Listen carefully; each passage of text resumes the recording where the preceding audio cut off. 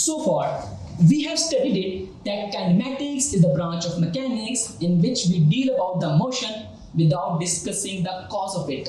जब भी आप किसी ऑब्जेक्ट के मोशन को स्टडी कर रहे हो तो मोस्टली यही क्वेश्चन करते हुए नजर आते हैं कि ऑब्जेक्ट है कहाँ, किस डायरेक्शन में मूव कर रहा है और कितनी तेजी से मूव कर रहा है। इन तमाम क्वेश्चन का आंसर करने के लिए we will use the concept of position, velocity and acceleration. तो आए इनको और इनके अलावा भी तमाम टर्म्स को स्टडी करते हैं जिनका लिंक मोशन के साथ है।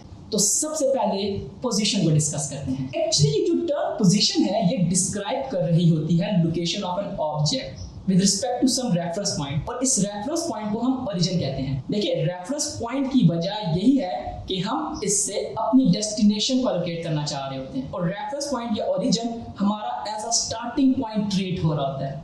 फॉर एग्जाम्पल, अपने घर से अपने स्कूल की पोजीशन को डिस्क्राइब करना चाह रहे हो आप, तो क्या करेंगे कि आप घर को as a reference point fix कर लेते हैं और स्कूल को एज अ डेस्टिनेशन ट्रीट करते हुए उसकी पोजीशन को डिफाइन करते हैं। For example, the straight line in front of your screen shows the position of your school from your home.